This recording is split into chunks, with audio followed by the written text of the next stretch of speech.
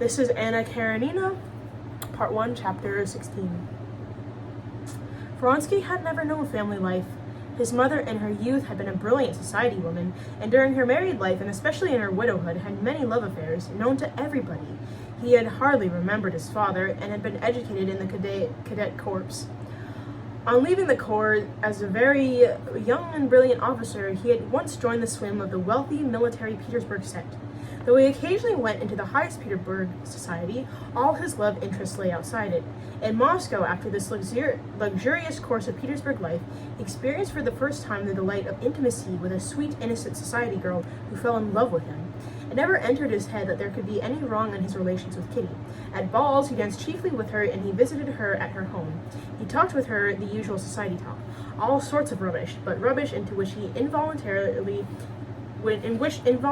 he put a special meaning for her.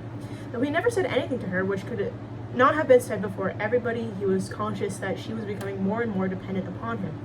And the more he felt this, the pleasanter it was, and the more tender became his feelings towards her. He did not know that this behavior towards Kitty had a name of its own, that it was decoying a girl with no intentions of marrying her, and is one of the evil actions common among brilliant young men like himself. He thought he was the first to discover this pleasure, and he enjoyed this discovery. If he could have heard what her parents said that night, if he could have known her family's point of view and learnt that Kitty would be unhappy if he did not marry her, he would have been much surprised and would not have believed it.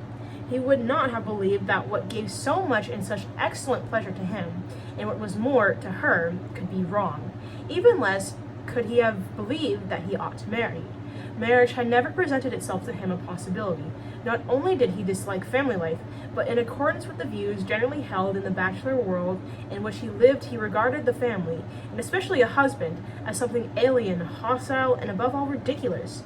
But although Vronsky had no suspicion of what Kitty's parents were saying, he felt, as he left the Sherbatskys' house that night, that the secret spiritual bond which existed between him and Kitty had so strengthened during the evening that some action ought to be taken. But what this should or could be, he could not imagine.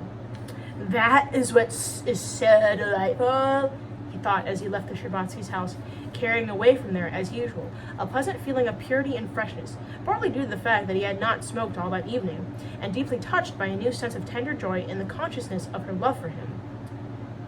"That is what is so delightful, that nothing was said either by me or her, yet we so well understand one another, and that subtle language of looks and tones, but today more plainly than ever. She had told me that she loves me, and how sweetly, simply, and above all trustfully, I feel myself better and pure. I feel I have a heart, and there is much that is good in me. Those dear loving eyes, when she said, 'And very much.'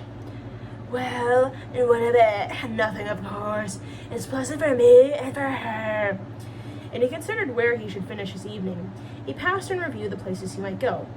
The club, a game of bezique, a bottle of champagne with Ignatieff. No, I won't go there. Chateau de Fleurs. There I should find a Blonsky, French couplets, a Cancan. No, I'm sick of it. That's just what I like about the Sherbatskys, that I myself become better there. I'll go home. He went straight to his rooms at the Hotel de Sceaux, had supper, and after undressing, had hardly laid his head on his pillow before he was fast asleep.